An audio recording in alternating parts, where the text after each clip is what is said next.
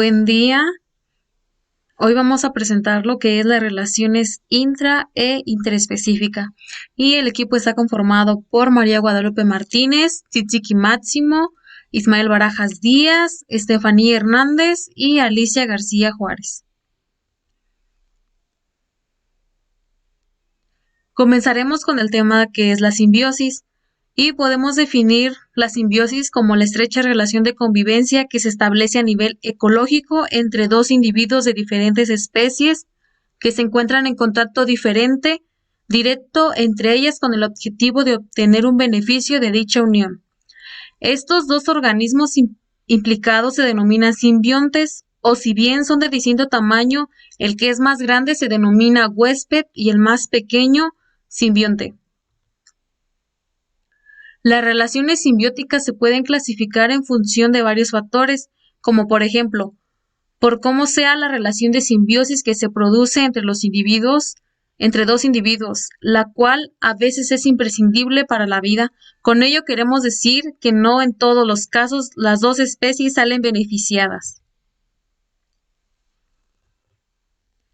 En función de los costes y los beneficios que obtienen las especies implicadas, podemos distinguir entre el mutualismo.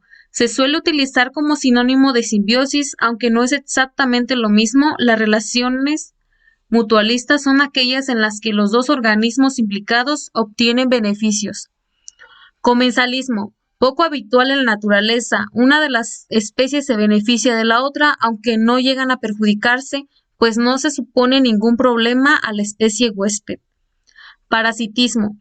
Una de las especies denominada parásita se beneficia a costa de la otra, la especie huésped, pero en este caso sí le perjudica. Un ejemplo es de los parásitos que afectan a las plantas. La importancia de la simbiosis. Las relaciones de simbiosis son muy importantes en el medio ambiente, pues posibilitan que muchas especies puedan sobrevivir. Es por ello por lo que los consideramos que la simbiosis funciona como un potenciador de la evolución de estas especies, las cuales consiguen mejorar su modo de vida estableciendo relaciones con otros organismos y especies. Algunos ejemplos son las hormigas y pulgones. Algunas especies de hormigas, como la hormiga negra, protegen rebaños de pulgones que a cambio les facilitan comida y melaza, una sustancia azucarada que producen rica en hidratos de carbono. Los líquenes son asociaciones simbióticas entre un hongo y el alga. El hongo protege al alga de deshidratarse y le proporciona una estructura sobre la que crecer, y el alga fabrica hidratos de carbono que el hongo puede utilizar como alimento.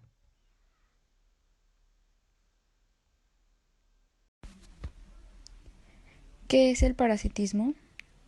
El parasitismo es un tipo de simbiosis en el cual un organismo depende del otro. En esta relación hay dos protagonistas, el organismo que aloja al parásito y el que vive a expensa del otro. Dentro de esta relación, cada integrante pertenece a una especie distinta.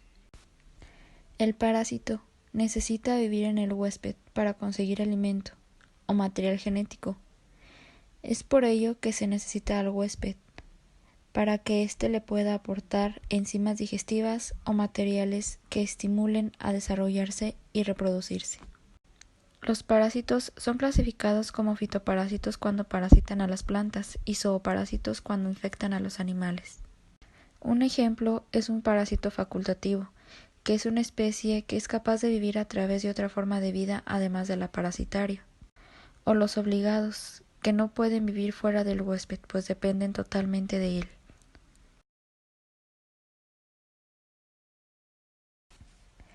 Otra clasificación es según el periodo de tiempo en que el parásito mantiene parasitado al huésped. Estos pueden ser el parásito temporal.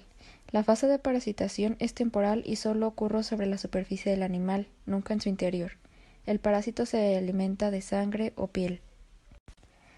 El parásito periódico necesita pasar una de sus etapas de la vida, ya sea como larva o huevo, dentro del huésped. Después podrá vivir de manera libre. El parásito permanente deberá pasar toda su vida en el interior o exterior del huésped si quiere continuar con su desarrollo. De lo contrario, éste morirá.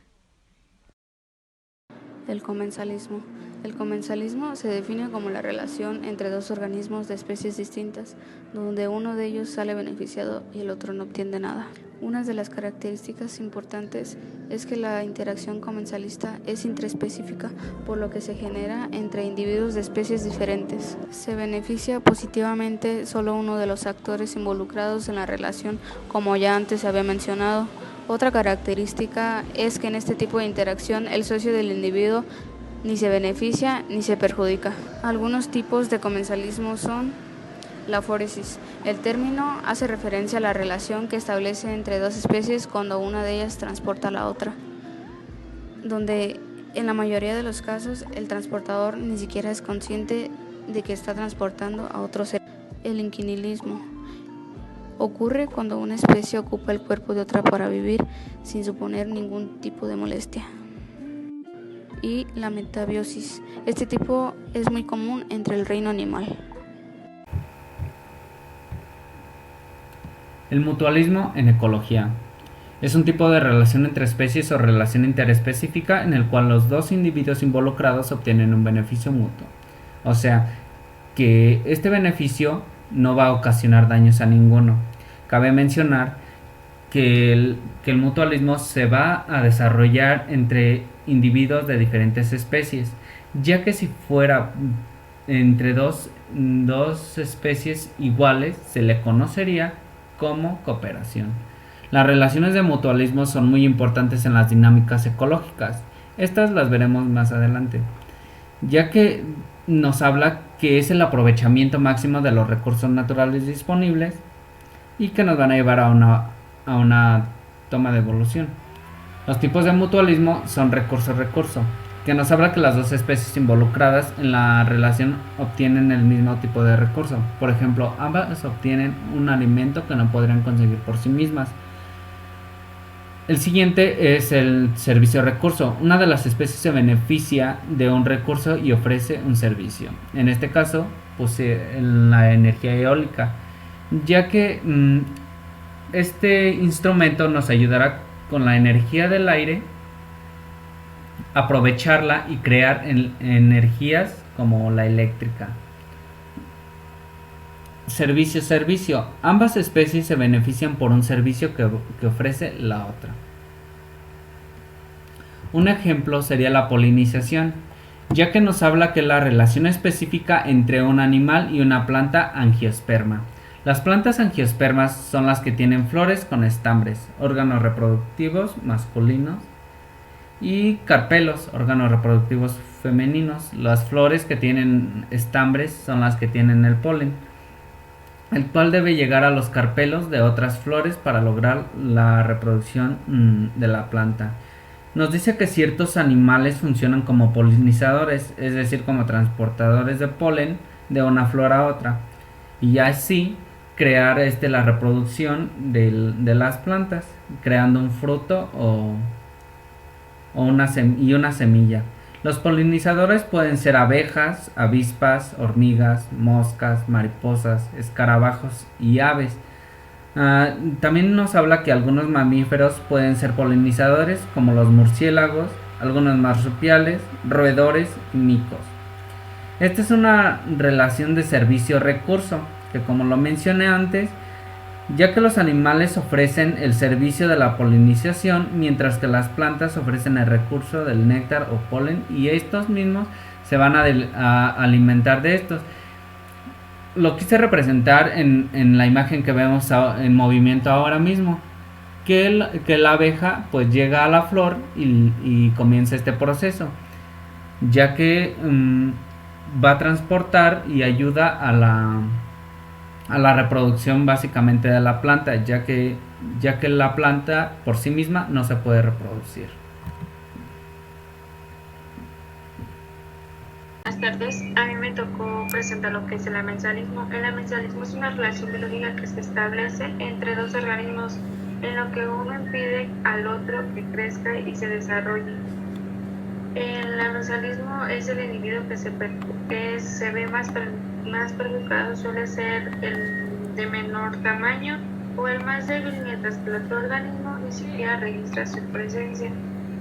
Esta relación es el resultado del instinto de supervivencia que tienen muchas especies y que se produce al momento en el que es determinado el organismo que se instala en su hábitat. El término amensalismo no es un sinónimo de competencia. A continuación les mencionaré unos ejemplos que van relacionados con el amensalismo. En este podemos ver que es una semilla de pino. Cuando las hojas de los pinos caen al suelo, su toxicidad impide que las semillas de la zona lo logren germinar. A continuación vienen los hongos. Ellos se alimentan a partir de materias orgánicas, es decir, absorben nutrientes de otras poblaciones a las que perjudican, debilitan y neutralizan. A continuación vamos a hablar sobre la sobrepoblación de algas, que trae como consecuencia un incremento de su toxicidad, y esto perjudica a los peces o plantas que crecen o se desarrollan alrededor, ya que esto ocasiona que los peces tengan menos lugares para habitar, y eso ocasiona que los peces no se puedan desarrollar, que otras plantas marinas se puedan desarrollar con mayor facilidad. A continuación vamos a ver sobre las sustancias de eucalipto, que se complica y hasta impide que otros vegetales puedan desarrollarse cerca de él. En este ejemplo también puede ser como el nogal negro, que es casi similar al eucalipto. Este genera toxicidad conocida como funglene e inhabilita a otras plantas a desarrollarse, lo que le genera una competencia muy reducida en la supervivencia.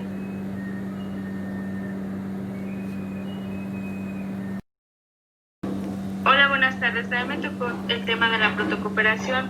La protocooperación se puede definir como una interacción mutualista entre dos organismos que obtienen beneficios. Se relacionan porque resultan beneficiarias para ambas especies por igual.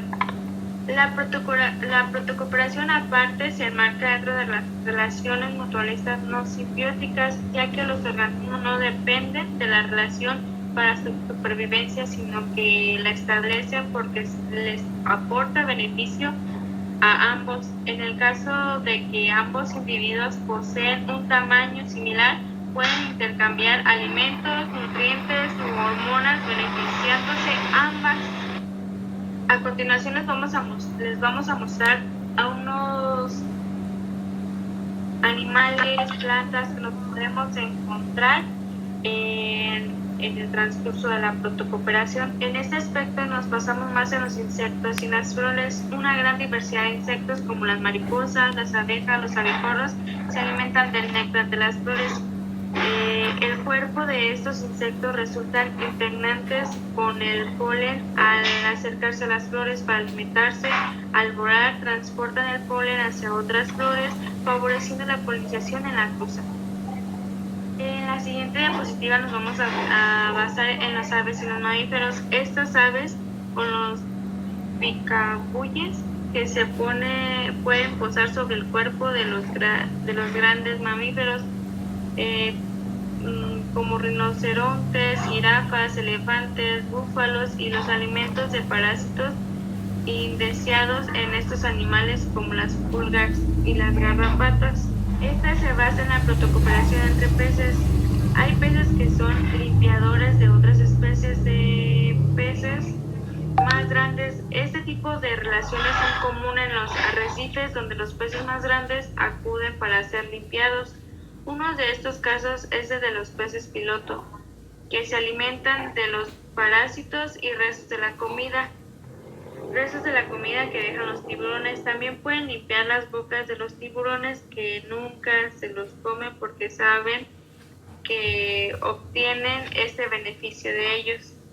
En esta imagen podemos observar que son las hormigas y los pulgones. Los pulgones realizan unos agujeros en los árboles para alimentarse de su savia, y las hormigas, en lugar de comérselos, los estimulan con sus antenas para que secreten, masa.